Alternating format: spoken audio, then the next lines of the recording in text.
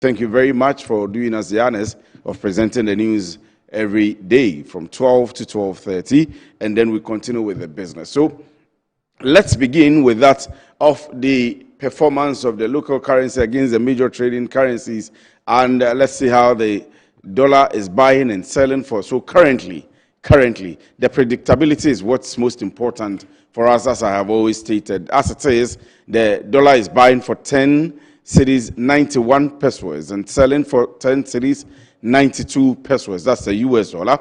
Let's see how the euro or the British pound sterling is also being bought and sold for. So the euro is going for 12 cedis 52 pesos and selling for 12 cedis 54 pesos. That's also quite good for the strength of the cedi so far. And for those who are in business, it is great for you to be able to predict. And the British pound sterling is buying for 14 cedis 23 pesos. So if you remember, around this year, it has gone to a figure around 17. And it's been coming down and down and down and down. And it's back to 14 cedis 23 pesos. And it is selling for 14 cedis 24 pesos. This is the performance of the cedi against these major trading currencies according to the interbank exchange rate of the Bank of Ghana, which is the regulator for all banking sector players in the country here in Ghana. So according to them, if you go to any of the commercial banks, if you go to any of the rural banks, this is how much you have to get your foreign currencies for. That's the dollar, the euro, and the British pound sterling. I would come back to the studio now and begin my conversations around agriculture. And Anthony Morrison is the Executive Secretary for the Chamber of Agric, and he's been making some calls. Would want to look at that a bit, and he's joining us pretty shortly online. We'll be talking to him pretty shortly if he actually joins. So the story is about the Chamber of Agribusiness calling for comprehensive grain crisis response. So a 3-month rice import moratorium. That's what they are calling for. To repeal of LI 2432 and strategic state intervention. I like the fact that Anthony Morrison is bringing this up because some time back, about a year, 2 or 3 ago, the entire country, including journalists, including cabinet, including politicians, including business people, including the farmers, and the agriculture sector players themselves, all of us joined in a rice campaign, Made in Ghana rice campaign.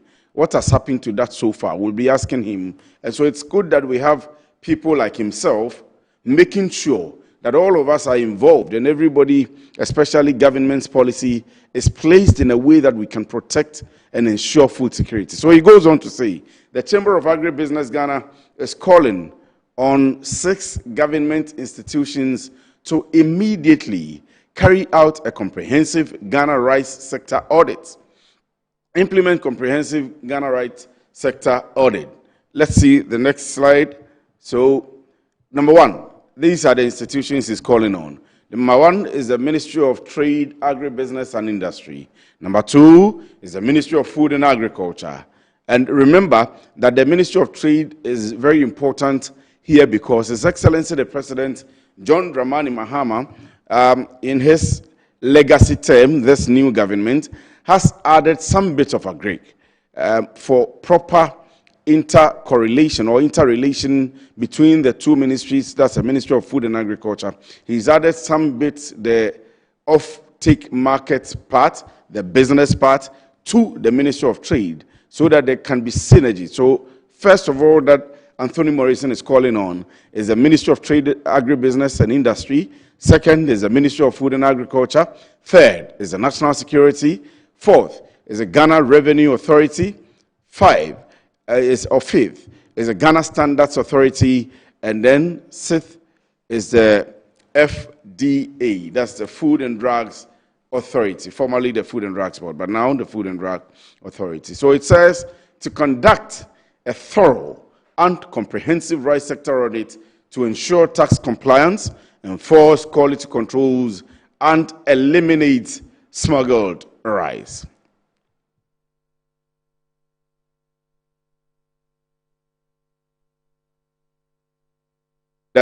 If we do have him, let's see, do we have him on Zoom or on phone? Right, so I'm told we have him on phone. Anthony, good afternoon, and thank you very much for joining me. I've seen your press release, and let me pick your initial comments on it before we go on to the other discussions. Well, thank you very much, and a very good afternoon to your cherished viewers. Thank you for the opportunity as well. There is slight correction. I'm the CEO for the chamber. Somewhere last year, we had a long drought in the country, and it necessitated the government to use the airline restriction order to ban exports of grains across the country. Let me bring viewers' mind to the figures that we're looking at in terms of the three key commodities. For maize, our national consumption is around 3.2, sometimes 3.4 million metric tons. Okay. And our national production capacity is around 2.5, sometimes 2.6 million metric tons, leaving around about 700, sometimes 500,000 gap. And this gap normally goes to the livestock sector, where they use to do processed feed for the aquaculture sector, the poultry, the piggery, and all that. For the rice, we are doing, in terms of our national consumption, of about 1.92 million metric tons, of which our national production capacity fluctuatively is between 900,000 to 1 million metric tons, leaving sometimes about 900,000 or 1 million, depending on the production capacity, the production rate at the time. And for soya, our projected national production capacity is actually 700,000 metric tons. And if you know, for soya, we don't do soya across the country like we do for rice and maize. Yes. And our national consumption, and let me also say that when I say consumption, we do not consume direct soya, we process. So soya goes through further processes, unlike the rice and the maize. We consume about 300,000 metric tons. Let me be a bit clear, about 247 to 293,000 metric tons. So in a rough figure, 300,000 metric tons. Now, majority of this, actually, about 100,000 to 120,000 metric tons actually goes to the factories. So this is where they process the soya into the vegetable oil, and they use the cake, the soya cake, which is the soya meal, to supply to the feed companies, and they use it to do the feed. Now, that position brings us to where we are now. Now, the fact is that as a country, we have some challenges with regards to our data. What data influences the government to give some sort of import license or import permit for people to import grains? And this is where we are, because last year there were huge importation of grains into the country. If you quite remember, about $135 million was provided to the government by the World Bank as a drought support program. And we imported a lot of rice, and they imported a lot of maize and fertilizers at the time. Some feed millers also told to government to be given permits to import maize so they can provide the kind of feed to the poultry sector and other sectors. Unfortunately, I don't know if this stock was done properly. At the time of harvest this year, we do know that about 120 million, 1.2 million metric tons of rice had come into the country, as imported into the country. And we are also aware about over 350,000 metric tons of maize had come in. Now, ideally, Ghana sits in a very pivot position in the West Africa sub-region. So within the ECOWAS trade liberalization scheme, we take advantage and we export some grains to some countries because of the rules of origin. For instance, when you take rice, Nigeria comes in a mop-up rice paddies and they take it to Nigeria. Without having to pay the tax because they are produce of West Africa origin. As we speak, this is possibly the longest grain ban we've had in Ghana, maybe over 15 years or 20 years. And the ban has been extended such that those who produce soya cannot export, and the local factories are unable to uptake the soya. So there is a glut on that front. Fast forward, what was produced last year and what has been produced this year. So there are huge quantities over there. Now, the same frame, we have excesses of the harvest that were done last year.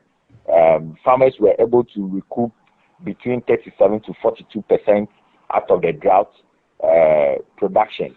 And those ones are still there because we imported a lot of rice last year. In fact, quite a lot.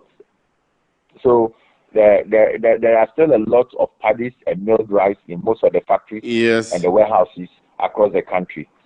Now, what we are saying is that this season's harvest have also added to last season's harvest.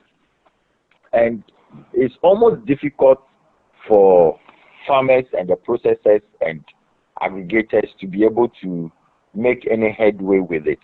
So we have sat down, we've done the scenario planning, we visited the field, we visited the rice mills, and we are proposing to government that, first of all, we need to do a comprehensive audit of the rice sector in terms of the market, because there is a bigger challenge as well, which is there is a seemingly illegal smuggling of rice into the country, which we have identified some major entry points in the northern areas and the BA enclave.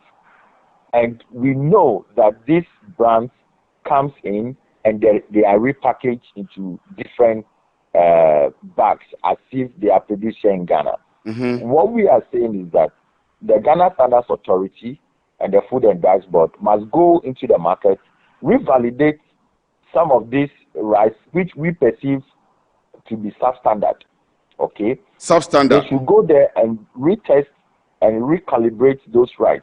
Let's see if they are rice that we should be consuming. 2, GRA should go to the market and check how many of these rice brands do we have, and go back and see which companies are importing and producing all this, and go back into their system and check, did these companies pay any taxes to the government as part of the importation tax? They should also visit their warehouses and take stock of what they have in their respective warehouses, okay? So they can compare what tax has been paid and what they have in stock. Because, look, we are Ghanaians. Let's be frank, we are all Ghanaians. And the only way we can grow Ghana is to protect Ghana's economy. If farmers struggle and they toil to produce, we must find every available means to be able to procure and consume Ghana food. The only way we can grow Ghana is to eat Ghana. And Ghana rice is one of the most nutritious rice you can see on the market. We have the paddy rice, the parboiled rice from the north. We have the fresh milled from the south.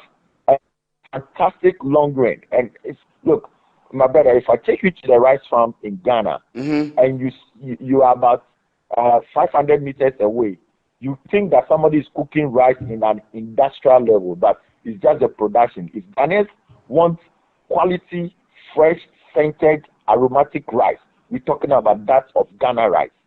So we have one of the best. Some of the rice that comes into the country, some of them are as old as 5 years.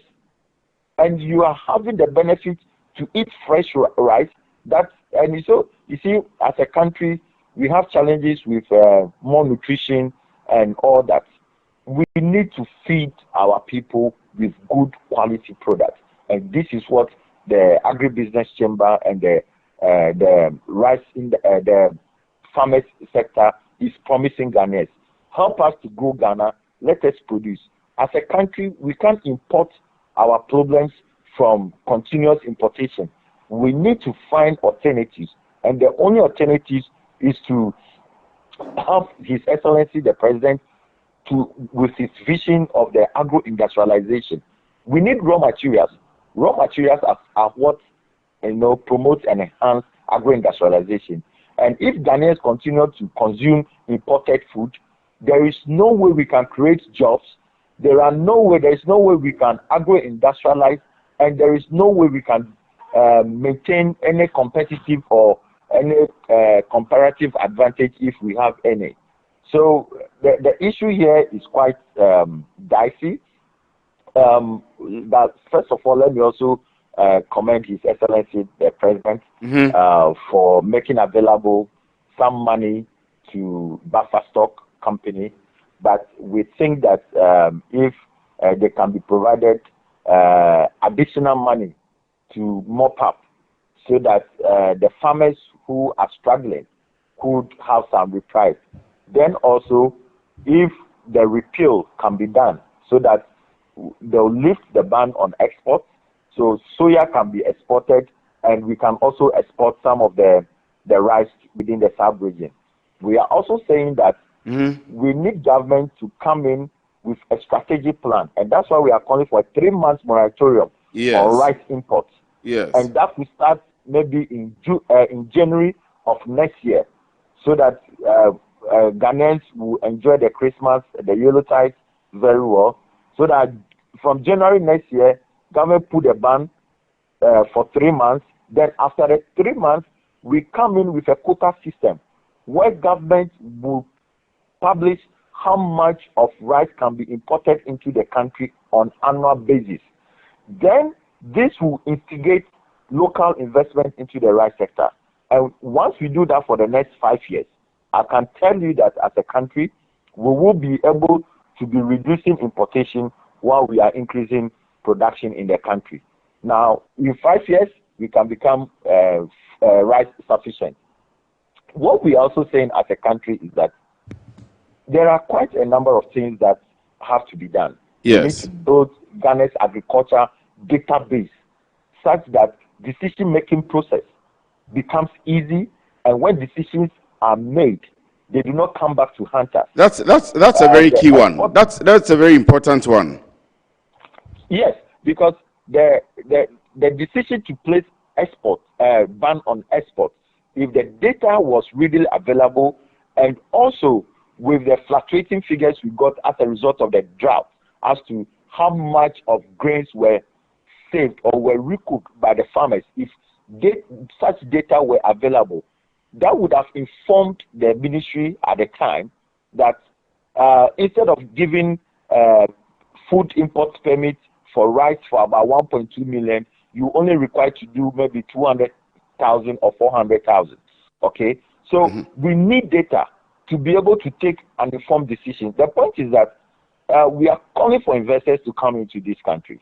And when we do that, we go around the world, we talk, we promise, we say all sorts of things, and the investors come. And Ghanaian indigenous investors are also following up and investing. When they invest, they need to recoup their money. And these are Ghanaians who are investing. So when they do that, you need to also protect their investment. And that is why you need data to inform on how to what to import. In fact, in certain countries, you are actually told when this importation should come in. And if it doesn't come in at that time, you cannot bring it in. Because in Ghana, we have the unimodal and the bimodal system of agriculture. In the north, we farm once a year. In the south, we farm 2 times in a year. I'm speaking on this based on without the adoption of irrigation. Okay. This ideally should have been in place. But with the rain fed, this is how it looks like. So if you want to, and the season in the south starts from May, okay, and comes to September, then it starts again for the minor season.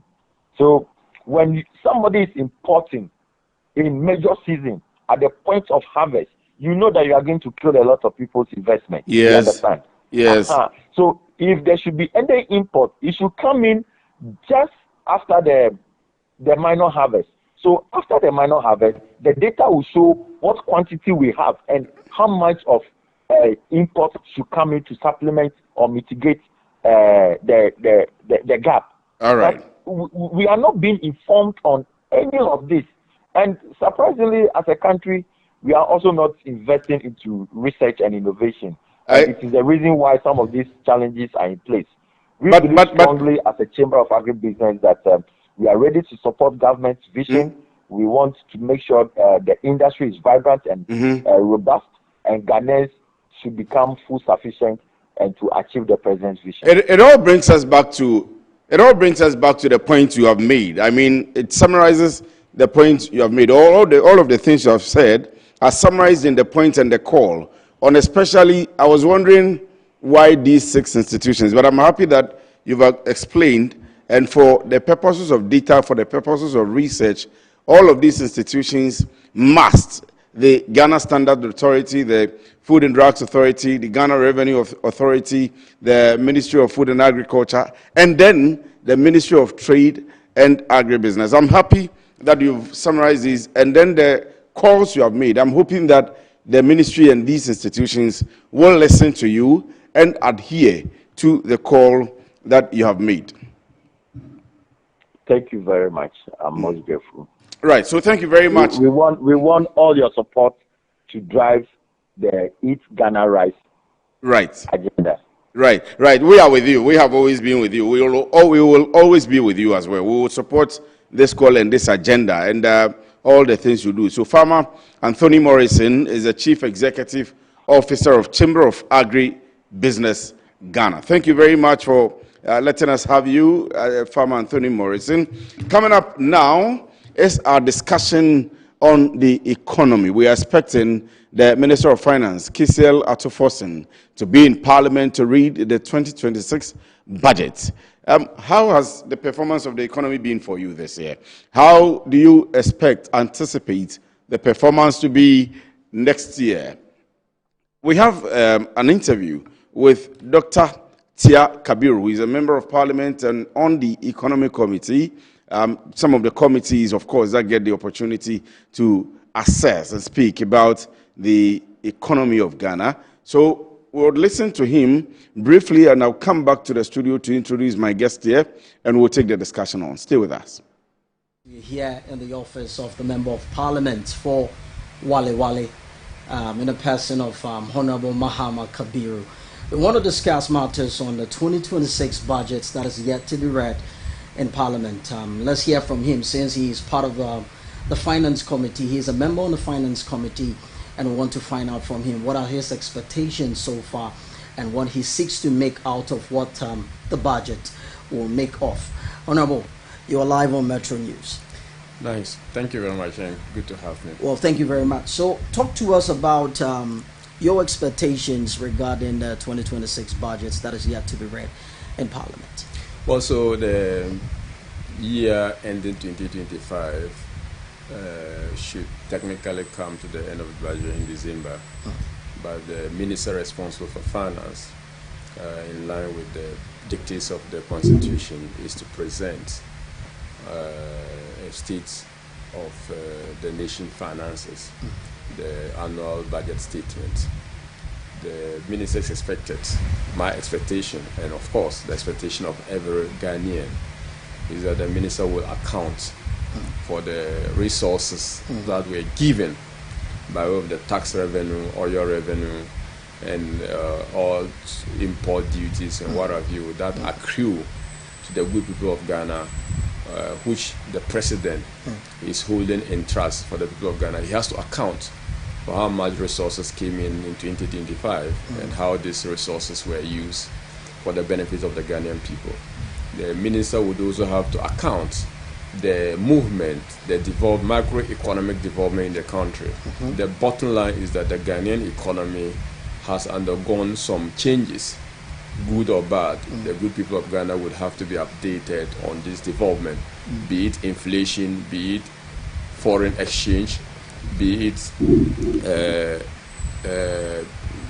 if you like, the balance of payment position of the country, be it our primary reserve ratio, could also be the inflation, how the average rate of change in the prices of goods and services in the country. They have to also account for the wage bill, how much was paid to the good people of Ghana for the work they do in supporting government in discharging the duties. And the finance minister would have to report on all this, how that is impacting agriculture, how that is impacting industry, how that is impacting the service sector, and how generally poverty and the misery of the people have been improved over the 1 year. Once the finance minister does that, in the state of annual budget statement report, we expect the minister to also then signal to us how much we are going to get or expected to have in the next year and how the government intends to use those resources. But much more particular is how government would cater for the welfare of the worker. Because 2024, yes, we said the times were hard and Ghanaian people should be willing to, if you like, support the government and make sacrifice. In 2025, the president repeated that it was still hard times and Ghanaian people should support him to run the economy. Now we are told things are better. We are told the economy is doing well. The finance minister and the president touted their achievement on the macroeconomic improvement. We want to see how that will impact by way of 2026 on the welfare. Dr. Tia Kabiru is a member of parliament for the Wale Wale constituency on behalf of the New Patriotic Party. Let's come to the studio. And I told you earlier on that our discussion, the big one today, is on the economy of Ghana, as we expect the Minister of Finance to be in parliament later this month. So it says it's been 11 good months since the new government took over. Now, over the period, Ghana has made significant strides in the various economic indicators, including inflation. I told you earlier on that yesterday we saw the inflation for October year on year, and it had come to as low as 8%. Well, I'll be asking the experts, and of course, you who is watching us, you have the opportunity. We'll put the number on as soon as possible. You have the opportunity to share your experience with us. Are you experiencing the inflation which is on a downward trend? Are you experiencing that single-digit inflation? That's powerful. Ahead of the 2026 budget, some have warned against the introduction of new taxes, while some have called for the abolition of more taxes. Returning to the capital market has also been a concern to many, including the IMF. And that's how come I have my guests who are seated here in the studio and those who are joining me on Zoom. And let me begin from my immediate left. My very own man, Dr. Julius Kweku Kata, is here in the studio. He is a fellow chartered economist, and he's a member of the communications team of the ruling National Democratic Congress. Doc, how are you? I'm great. You're doing well. I'm doing well. Good afternoon. Good afternoon to you, and you're welcome. Thank you very much. And then our very own man, Geoffrey Okansi, is the Executive Director, Mobilization Africa, and then he's a tax analyst. And Geoffrey, thank you very much for joining us. Good afternoon to you. Thanks for having me. I hope you're doing well. Yes, I'm managing. And the economy is going well. It's treating you well. Generally better. At least if you look you at... appear good. It's showing on you. I am refreshed. Actually, I I'm asking for more, but I need to appreciate where we are. The general overall halt. And Ghana must learn something. Let us all learn something about economics. I mean, we take inflation, debt, careless expenditure, all of it. Pick all the indicators. You notice that in economics, the first thing you look at is the halt of the worst of it.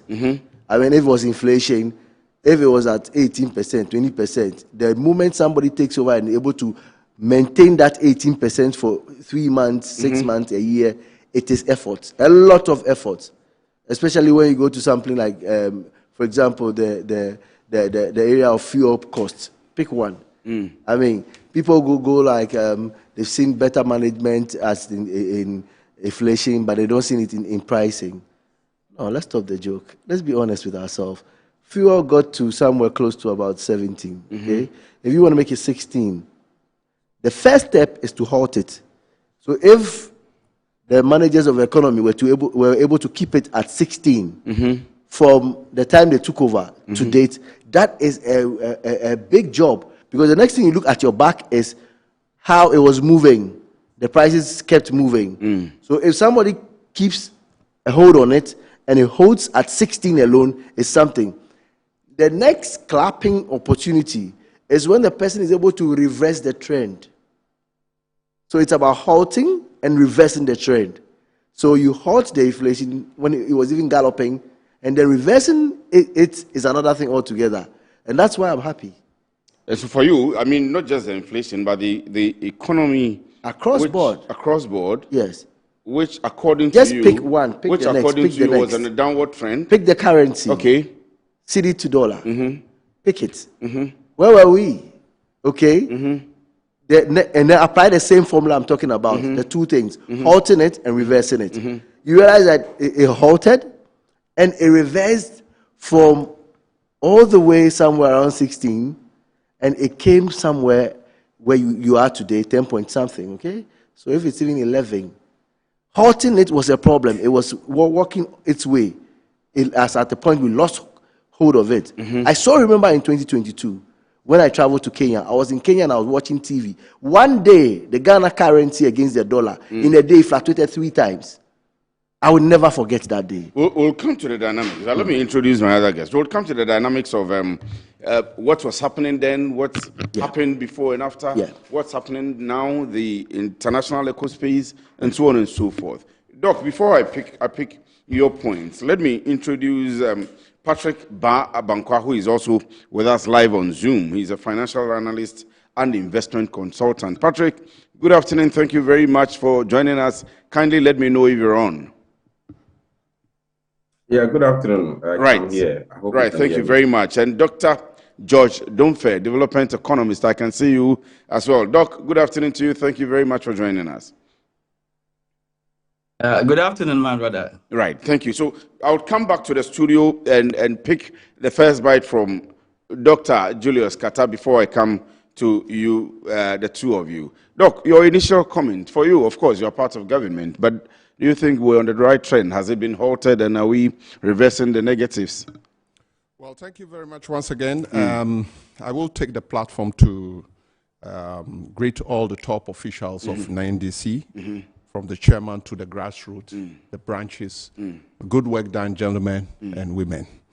I will also say my greetings to His Excellency John Dramani Mahama, of course, and the Chief of Staff, and others who are in the Flaster House working hard, and the ministries as well. Well, you've let us know that we want to discuss inflation, exchange rate, debt to GDP. We want to look at taxes, and we want to look at our reserves as well, the fuel, and all of that, and all of that. But what I want to say is that so far, so good. So good. Yes, my colleague there said something which is very interesting for me. Efforts. We have said it that when we come to power, there's no way we are going to leave any stone unturned. We will streamline the economy through fiscal discipline, stability, macroeconomic stability, and other variables that constitute the decline, and high borrowing will bring it down. All these variables that we talk about at the time, our counterpart, MPP, was saying that we cannot make it. But lo and behold, when we go to the iniquities of what we are going to discuss today, you will see inflation drop single decade from... I mean, that's the best so far, at least in about 5-6 years. Yes. And I can tell you, we're going to do more. We are now going to strategize and tackle how the CD, we will tackle the CD, the CD very well to match up with the exchange, the dollar and the other currencies. And it takes all efforts. And when we take the item one by one, I will do the quantification. Please go ahead. You can begin. Let's look at inflation, for example. It takes a holistic relationship between the Bank of Ghana and the Ministry of Finance to clearly, you can see clearly that there's a cohesion. There's a coordinating element between the two of them. And they are strong on the ground. They have people who visit the market, including myself. And at the end of the day, we are matching every step of the economy, time, 1 hour, 2 hours, 3 hours, across 24 hours, we are matching the economy. And that is a reflection of a serious governance parameters. And we are doing it in a very, very simplified manner. Are you assessing whether the people are feeling, I'm happy that you mentioned you get on the field. Yes. Whether the people are feeling the effects of these, we'll call it the macroeconomic indicators. Yes, I can honestly tell you that because of that, I had taken transport, I've taken normal trotro. Yes, I do take it sometimes. And what I feel, what I hear people say is that, as for the transportation price that are stabilized, it's an indication of a serious government making sure that it pulls its foot down for the economy to run. The interest rate has remained constant. And we are not doing things just like that. We are not even borrowing just like that. We are borrowing responsively. And the borrowing rate, we are expecting that about 67 to 68% borrowing. But at the end of the day, what are we talking about here? We are talking about living within the threshold. The Minister for Finance and Bank of Ghana, the Governor of Bank of Ghana, are trying their best to put Ghana into a shape that we don't escalate the margin, the responsive threshold, which is about 60 to 70%. We are within that. And talk about reduction in the debt situation. When we came to power, the Minister of Finance has made it possible to service the external debt to some large extent. It will not be rapid, it will not be faster, but what we are doing is to make sure that at least we are committed to our promises that we gave foreign grants or foreign borrowing we have done. And that is a significant way of a responsive government. Let me go to Dr. George Domfe. Doctor, thank you very much for staying on. Now, let me pick your initial comments. The Minister of Finance is supposed to come to Parliament later this year, and let's see how the management of the fiscal economy, of course, financial also, is going to be. But we are doing a current analysis of the body in the hospital. How is it for you? Yeah, my brother, let me thank you very much for this platform. And then let me say very good afternoon to my co-panelists. I think at this time it is very good to belong to NDC or to become an NDC communicator. Thank you very much. Because you have a lot to say. But you see, as an academic, yes, as I am, and I wouldn't. When you are discussing, we academics, we don't look at the output. We also look at the input before we talk. We try to look at use the input versus output, and sometimes the environment. Ghanaian economy is very fragile. It has always been very volatile. Our shock absorber is very weak, and therefore anything that happens in the global market automatically affects, what happens here. And so you cannot look at what is happening today, attribute it to something very good that somebody somewhere is doing without looking at where we were and how we have gotten to where we are. Please go ahead. I am surprised to hear, I'm very surprised to hear that debt has gone down because this new government came to do something spectacular. I think that is not factual. It is factually incorrect. And let me put it because some people are listening to us. Okay. Our debt, our debt, Ghana's total debt stock. Let me talk the nominal because people will always want to hear about the nominal. Was $7.1 billion at the time. I mean, J.J. Rawlings was stepping out of office, and that translated in 2006 concern prices to 182% of GDP. And as you rightly put it, by West African convergence criteria, your debt to GDP ratio shouldn't hit 70%. The moment you hit 70%, you are in debt crisis. And so Ghana was in serious debt crisis when 2000, our debt to GDP ratio hit 182. For that reason, when Kufuor came, he took us to HAPIC. And then our debt, a chunk of it was cancelled, and our debt to GDP ratio came down to 26% in the year 2006, using 2006 concern prices. It dropped to 26. But we could maintain before about 2014, we were already in debt crisis. We hit 71%, and Ghana was in debt crisis. Let me say that the total debt at the time Kufuor left power was $88 billion, and it translated into concern prices, translated into 32% of our GDP, debt to GDP ratio. By 2014, we went to 71, and Ghana was in debt crisis. 2015, we were in debt crisis. 2017, we were in debt crisis, and that is why 2015 April, we subscribed to an IMF extended credit facility, and that was the 16th time we had gone for such facility. Because of that, we started doing very well, and in fact, it contributed. You cannot talk about the progress Ghana made 2017, 2018, 2019 without making reference to the extended credit facility arrangements that we had with IMF in April 2015. And things were really going well with our economy. The economy started growing very well. The real sector, both real sector and then the oil sector grew very well. 2019, the economy grew at 6.5%. GDP, today we are talking about inflation. Inflation was 7.9% at the end of December 2019. And that meant that we were doing very well. And all of a sudden, something called COVID came from nowhere. And I don't think it was the fault of the managers of the economy at the time that COVID came. When COVID came, that year we had to borrow so much because we were seeking to rake in 85 billion Ghana cedis per the budget that was read in November 2019. Ghana government had projected to spend 85 billion, and they were going to rake in 66 billion. And that would have translated into a fiscal deficit of 4.7%. We should remember that in the year 2018, the government went to Parliament and for this act, sent a bill that would ensure fiscal prudence.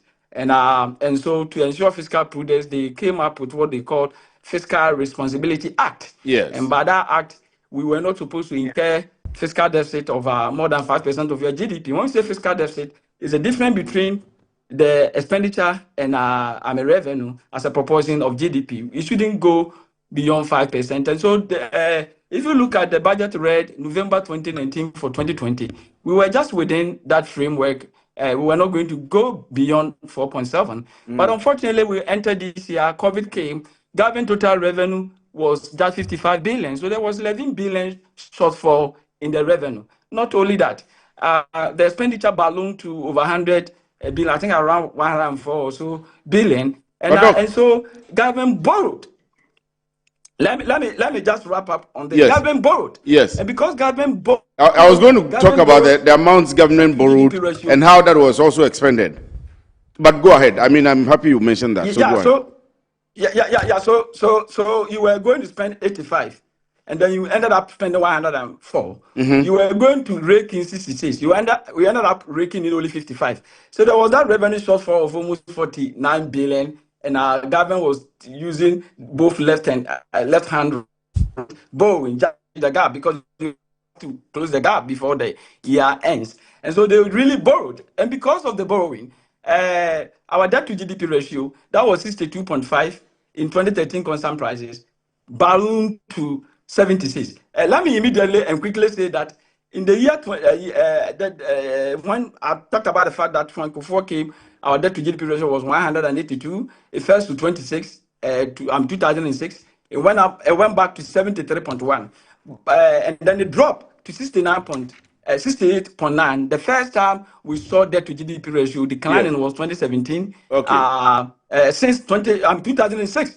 Since 2006, debt to GDP ratio was always going up. It never declined until 2017. And when it declined, 2018, we rebased the economy and we moved from 2006 concern prices to the current concern prices, which is 2013 concern Yes, but prices. Doc, in all of this, the economy became. I agree. I'm saying that, but in all of this, we had gone beyond. I'm wrapping up to make a point. Yes, please do. To make a point on please the do. debt. Please do. Can I quickly do that? Go ahead. Go ahead. When the economy became 24.2% bigger after the rebasing, our debt to GDP ratio automatically came and dropped down. So what would have been 73.1% of GDP in 2006 concern prices for 2016 dropped to 55.9%, and that increased slowly to 62.5. I'm using the word slowly adversely.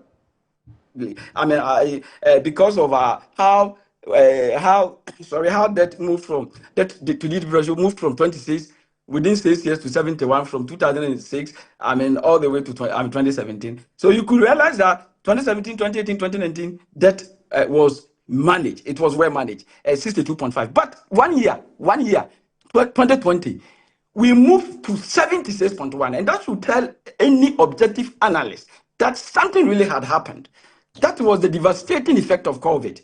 Then we entered the year 2020, 2021, we went to 2022. 2022, inflation that today we are talking about, it was 13.9 when we entered the year. So COVID moved it from 7.9 to 13.9, and so that was manageable. But when we entered the year 2022, something happened, and we need not to do politics over this. We really must learn from this and move forward as a country. What happened? Okay. When we entered the year, $1 was 6 cedis 20 pesos. And we should note that January 2017, $1 was 4 cedis 20 pesos. For 61 good months, dollar to cedi was not a problem. It stagnated, one of the best records for the cedi. From January 2017, cedi moved from 4 cedis 20 pesos to 6 cedis 20 pesos in January 2022. So you could really see that when COVID and all those things had not come, cedi wasn't suffering. And when we entered the year 2022, we had total reserves of $9.9 billion, enough buffer to cushion or protect the cedi. Now, that was when Russia-Ukrainian crisis started. Yes. Right yes. away. So, Doc, let me make this point. Let me make this point. The point has been that, and I'm going to move to Dr. Patrick Bao also Abankwa very soon. But I'm saying that the point has been made all the time that yes, those factors, the exogenous factors that you mentioned, really affected the economy. It affected all other economies. But there is also the point that the managers of our local economy also abused, maybe for want of a better word, whether I want to say abused their power, you need some help, or misappropriated the funds and mismanaged the economy. Like you need some help on that? No, there's nothing. I'll come back to you too. I wanted to help him with some figures. I'll come back and allow you to. So, Doc, please finish on that point, and then let me be able to move to Dr. Abankwa too. The point that I'm trying to say.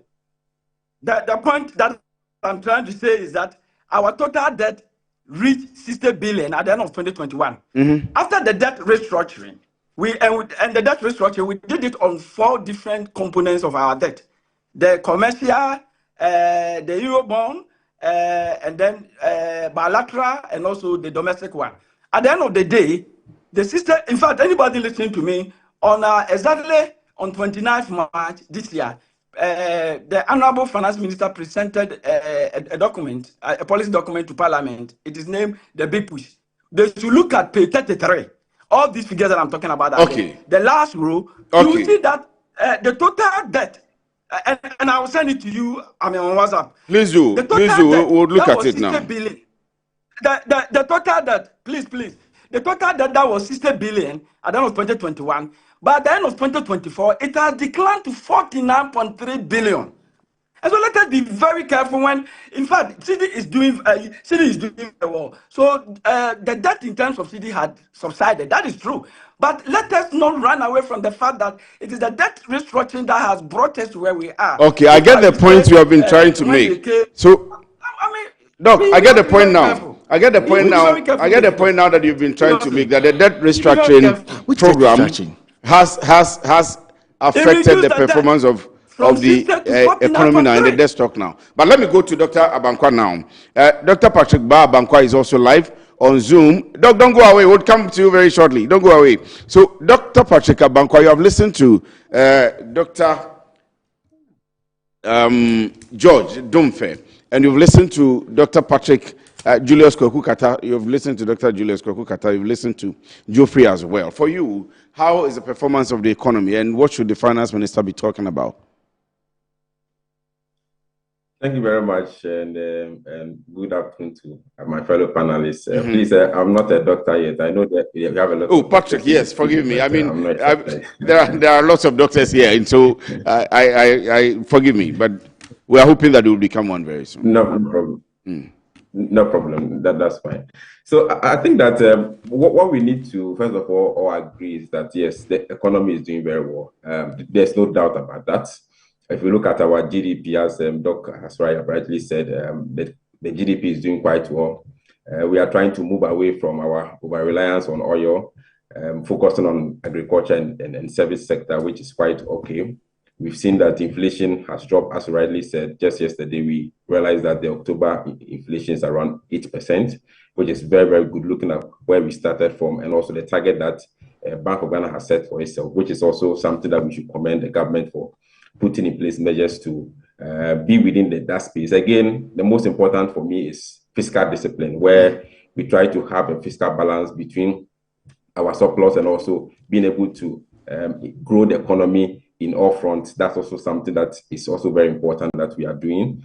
I think that if we look at our public debts, there has been significant reduction in our debt to GDP ratio due to a number of factors that I'm going to mention very soon. And that, once you're able to stay within that, it restores some degree of fiscal space and also some international investor confidence within the economy as a whole.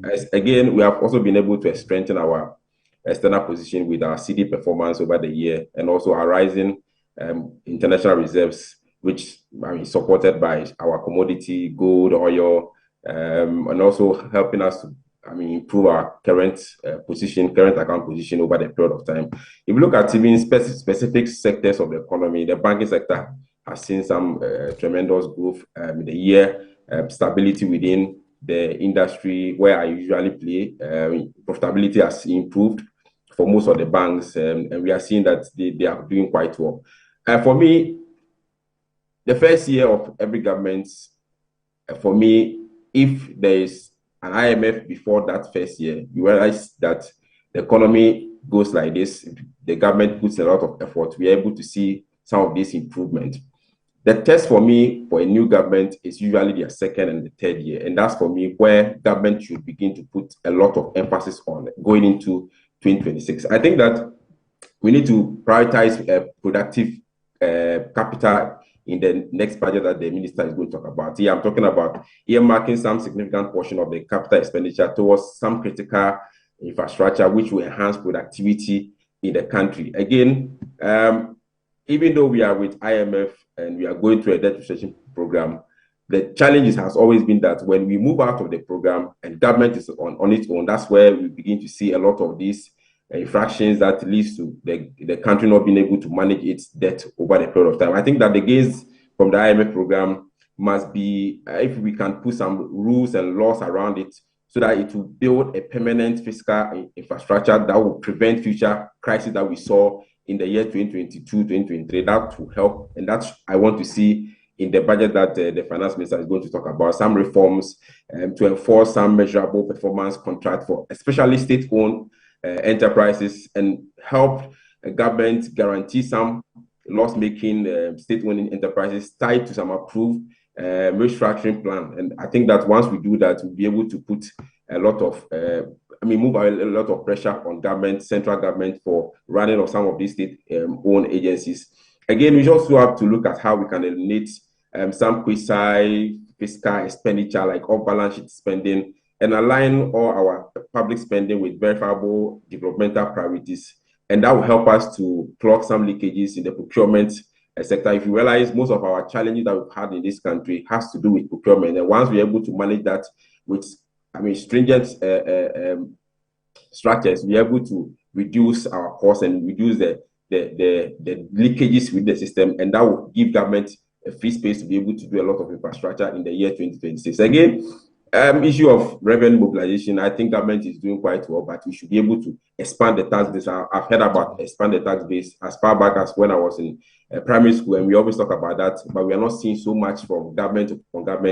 We have to look at how we can rationalize tax exemptions, how do we monetize VAT payments and compliance, how do we implement mandatory e-invoices for large taxpayers to reduce the fraud that we see and also improve compliance.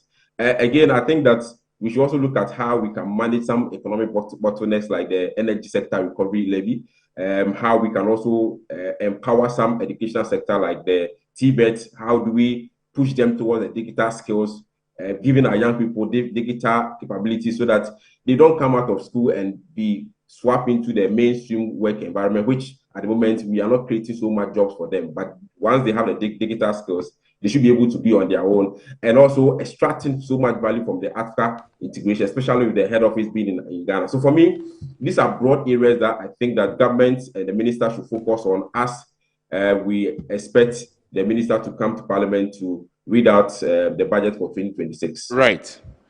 Doc, I'm still referring to you as doctor anyway, but I'm sure it will happen soon. Let me come to Geoffrey Okansi. Geoffrey didn't seem to be happy with the trend analysis that Dr. Domfe was doing. But Dr. Domfe had taken us from the beginning of the 1992 Republic through to Kufuor, where we went to HIPIC, and then came to the point where we started hitting back on the debt to GDP ratio, hitting the figures, and the performance of the economy around 2016, in fact, from 2015, where we had gone as a country to the extended credit, or for the extended credit facility. So we had given credit to the NDC government, but of course, more to the NPP for the performance in 2017, 18, and 19, until the hitting of the COVID, and now the Russian-Ukrainian war, where after that, the economy ballooned, and eventually the previous managers started managing it and came to the point where they said debt restructuring, that's domestic debt restructuring and all of that. And he's attributing the current performance, part of it, to that. Of course, the current managers are also working, but you don't seem to agree with him. I do not, totally. You disagree. Why do you not? Doc should better know. Doc is watching you, so I'm sure Doc will get the opportunity to reply. But why do you not? In academia, he should better know something we call outdated information. If we were doing any research right now, any information around the 1992 would be okay. Please update. Please update us. But when you are doing critical analysis, you want to do something within the next just 10 years or 8 years to be comparing. Especially, don't compare apples to oranges. Respectfully, we are talking about. Let's talk about the immediate past government and this current government and what they can share in common. For example, he wonderfully mentioned the Russia-Ukraine war, and I'm happy he mentioned that. It is still prevailing. The war is on, has aggravated. So if you were getting, let's say, 10 bags of whatever you supplied from there, you can't even get it the more because it has actually aggravated. Whatever was spoiling is more spoiled at this point. But the global economy has adapted. So people who were probably importing from there may now have found new routes of import. So you are talking about how to manage it. That is the most important thing. Questions. No, and that area is where we are going. Yes. There is something to compare. And I will not allow to be confused. Look, the COVID he mentioned. You see, we talk as if there were no grants. Did you notice the countries that gave Ghana grants? Even the COVID vaccines, they gave us for free. You know about that? And you know about the grants that the IMF and the World Bank gave to us? You know about the Heritage Fund? The amount of money that we got from our own sitting Heritage Fund? You know why I'm angry? Around COVID, we wasted so much. And I was glad when you were asking about expenditure. I want another interview, maybe with myself and Doc, respectfully, for us to delve we have 2 research works we did. So Doc is quoting figures, how much we got and how much we needed. So from the figures you know what? From the figures I'm calling for a big discussion. We have the document sitting. So let's leave it for another day. But I want Doc to know that the facts remain that we expended a lot. Well, it might be funny, but I mean, you remember the Maslow tabletop expenditure. So Doc, what I need you to do is to stabilize your camera for me. Doc, if you can see me, kindly stabilize your camera for me so I can come to you. He mentioned revenue. Yes. Go and check the target in the revenue for revenue in the COVID year. Do you know that we met? They reviewed the target because of the situation, and we met the target and exceeded the target. So I mean, all that he mentioned, I watched everything. You wrote them down, and I'm handling them one by one.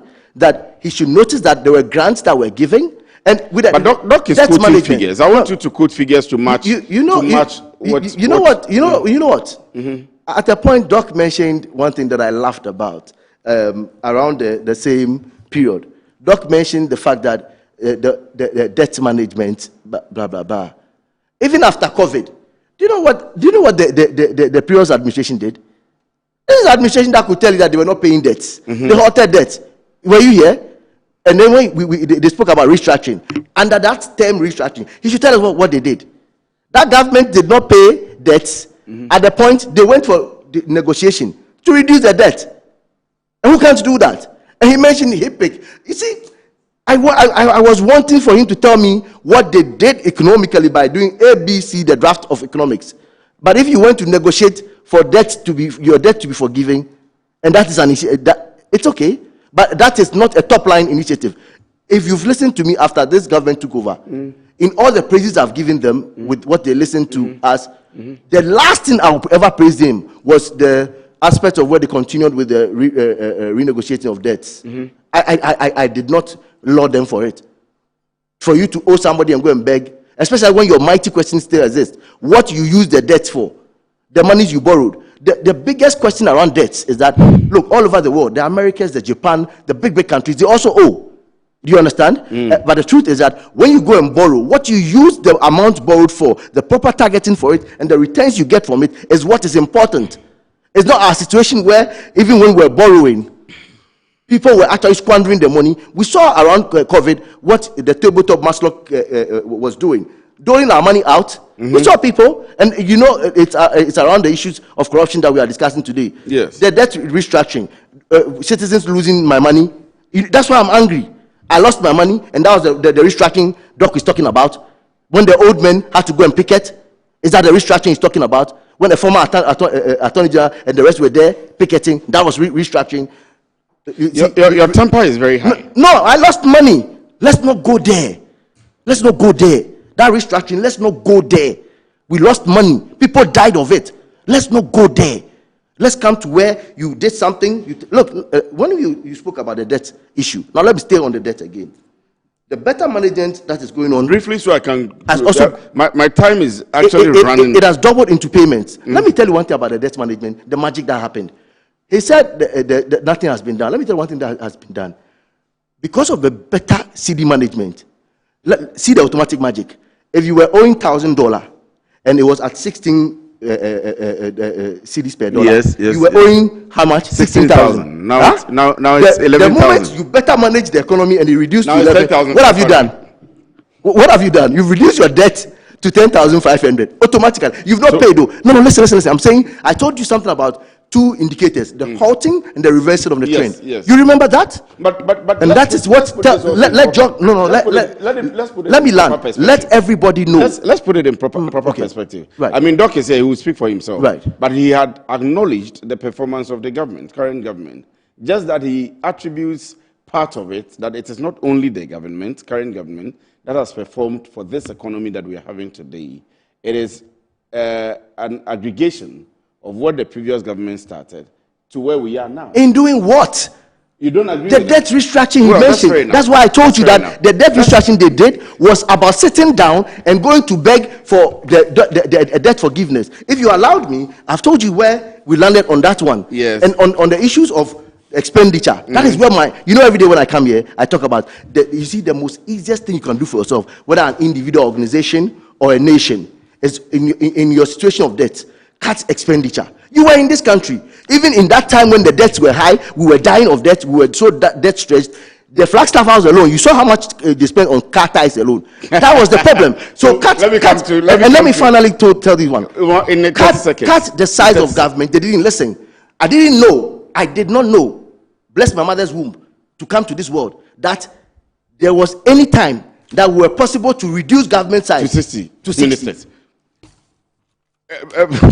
Dr. Julio, so kindly indulge me. I mean, Dr. Domfe had mentioned that it's good to be in government at this time. Indulge me. Let me do a 1 minute break and come back. Then you can pick it from there. Indulge me. So stick and stay with us. But those of you who are calling, please, you are not allowed to call. We have said that it's a WhatsApp line. So stay with us. We'll be right back and we'll continue the message.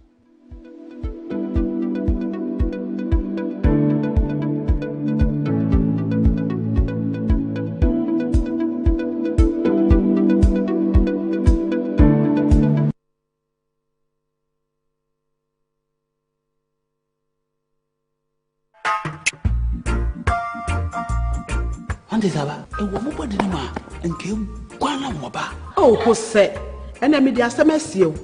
Cannon pan, Nasana, Mushiana, what me. A drain I didn't quano. Kingdom Garlic Bitters. No, my benefit. Me benefit wine. Also, what told dear. Abrewa, the smile, our brand, me shuve. One antique crown our bread. No Kingdom Garlic Bitters, and any capsules. Nanya, what ya bribia. Kingdom Garlic Bitters, and the capsules. Assembly, a devil when I'm when I say, send your name, your wife, complain one personal. Kingdom Ginseng Power Capsules, and tea. Say, see, I'm password.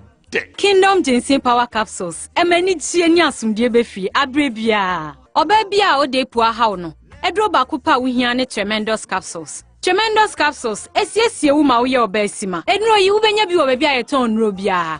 Kingdom Herbal, no challenger.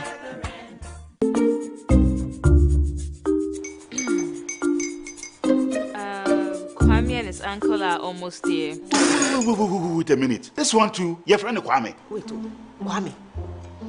As in the same Kwame again? Yes, Mommy. I'm the second coming. Into all this tension just to reintroduce that broke boy from Kaswa. Why would you deceive the family like this again?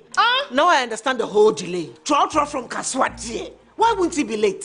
Or be later? Of course.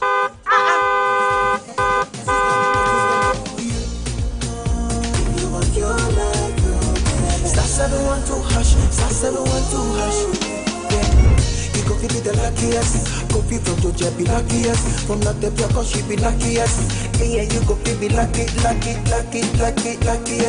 No matter why you're luckiest. Everybody go be the luckiest. That's Kwame! Send your God the apple boom. If you put it with a so would the coming of the Son of Man be. Hey! Is that his car? Ha! Even now, your shadow the way designer. I use my own mouth to reject him. Oh, this is my mouth. Look at that. Kwame, my son. Now, tell me the truth. How did this all happen? Oh, Mommy, simple direction. Mr. Good Luck no check me way. Yeah, man. Easy car. Or dial star 712 hash. The devil is a liar. He picked his ticket and entered his lucky 5-digit number. I'm a baby. Oh, how romantic. And he followed the prompts. Yes. And then boom. Confirmation test. I'm quick. Pick 5 numbers for me, okay? I'm feeling like 7. Dial star 712 hash.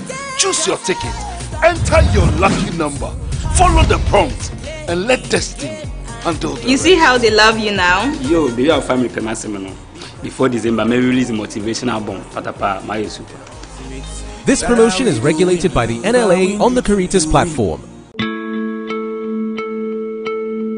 West Africa's soil yields global treasures. Cocoa, cashew, shea, and cotton. They power industries across the world. Yet for our region, the greatest value still slips away, exported raw, taking with it jobs, industries, and the promise of shared prosperity. The real question is no longer what we produce, but who captures the final reward. True prosperity lies in the value we add right here at home. That's why the 4th edition of the EBIT President's Roundtable will gather the architects of Africa's prosperity and Africa's transformation to answer one defining question: how do we finance the journey from the farm to the port? Join Dr. George Ejekum Donko and some leading experts as EBIT leads a high-level dialogue to unlock financing, empower local industries, and turn West Africa's raw potential into industrial power. Be part of the conversation redefining our economic future, live on Metro TV, DSTV Channel 277, and EBIT platforms on November 24, 2025 at 11 a.m. EBIT President's Roundtable 2025, from the farm to the court, financing the value chains of West Africa's cash crops. My name is Anita Erskine, and it will be an honor to host you.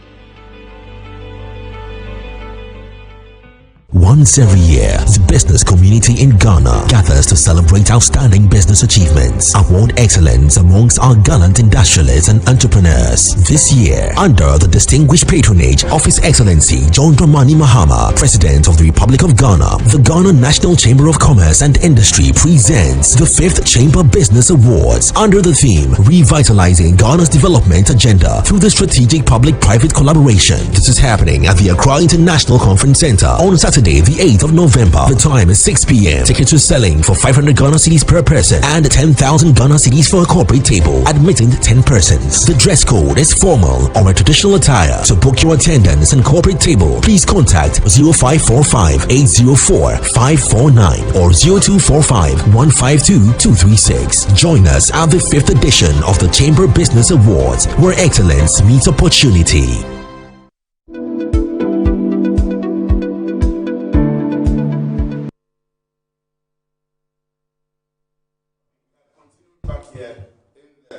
The conversations have continued back here in the studio, but let me go to Dr. Julius straight up because of time. Doc, let me allow you to speak. Forgive me, I've taken a lot of your time, but please go ahead. Next time, don't do that because the ground is hot. My brother, cool down.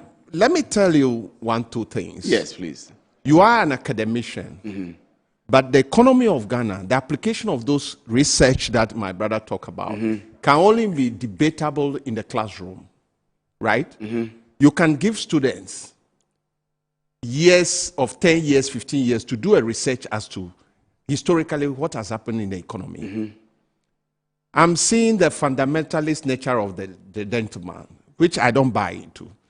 He should tone down and know that the significant year is within 3 years. When you want to do a significant comparison of a previous government, is you calculate within 3 years. Then you can see the viability of the stand in that government as compared to the present government. And I can see that all that he's talking about, it doesn't amount to anything. If you owe debt, you borrow.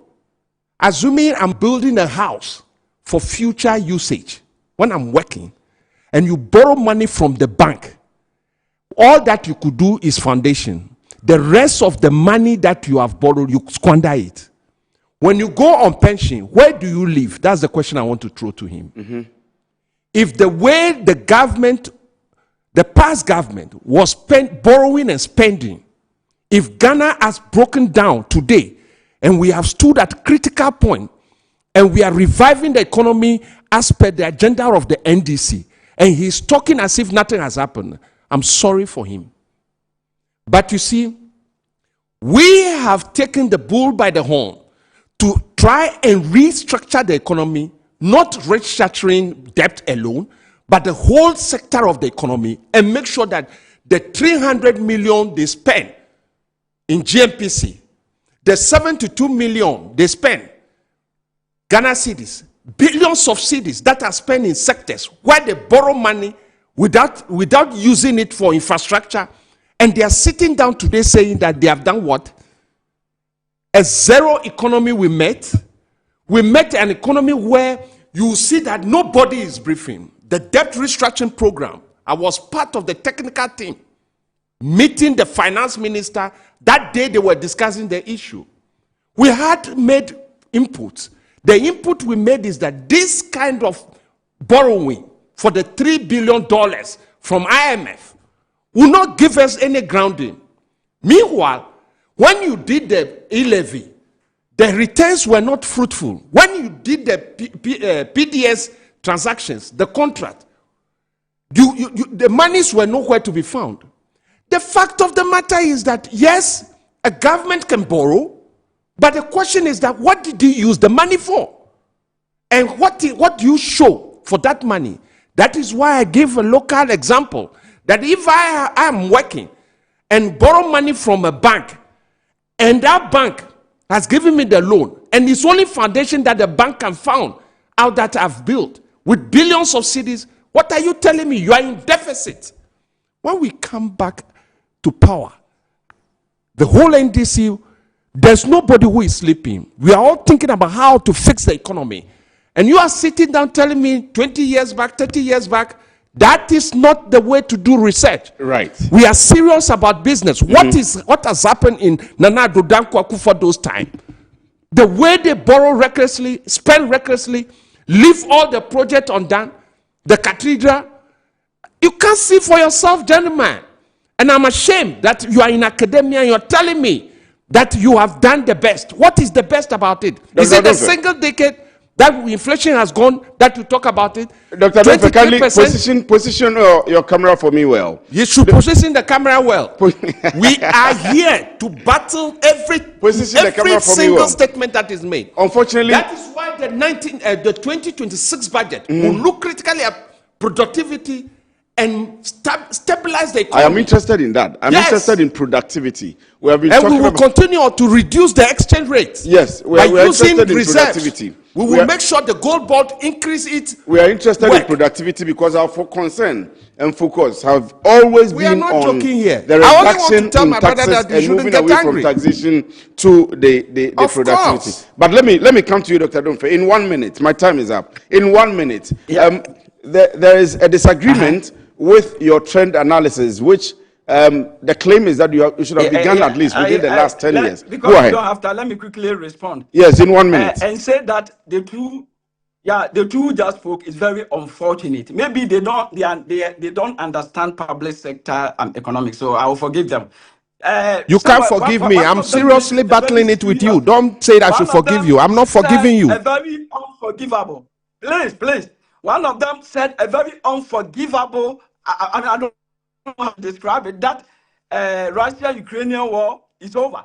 Russia-Ukrainian war affected Ghana because crude oil prices at the global market escalated to $121. And today it is 64. What are you talking about? BDCs go there, they buy at 121, they come to sell to the OMCs, and prices went up. You were saying that a liter went to 17 cities. It is because the global market, they went to 21. To the global market, it is 64. It is not Akufo-Addo's incompetence that pushed the global market to 121. Get it right.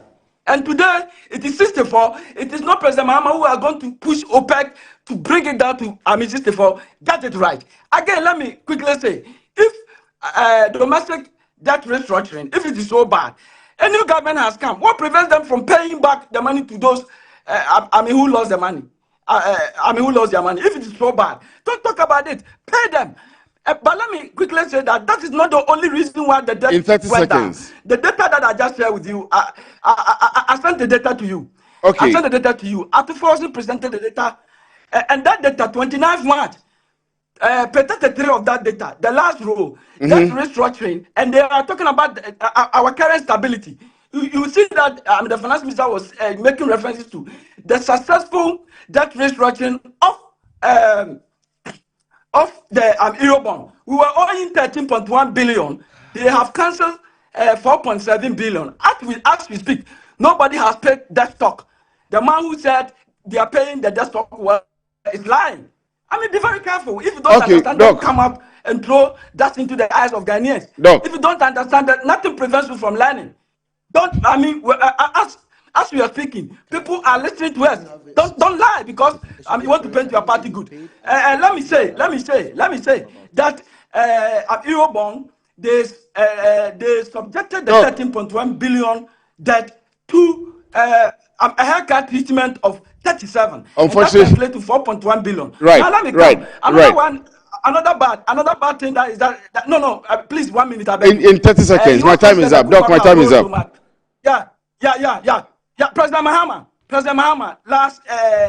the last 8 years, Mills Mahama, they added 21.1 billion to Ghana's desktop. Okay, so let me come back to the studio. Let me come back to the studio and. No. My time is up, Doc.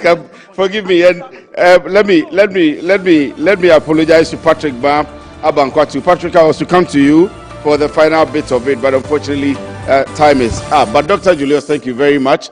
Thank you very much as well, Geoffrey.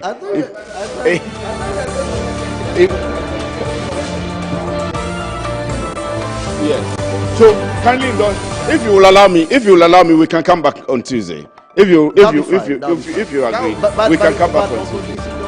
We'll get Doc to come. We'll get Doc to come. But thank you very much, gentlemen, for being with us this afternoon. This has been Business Edge. Good afternoon.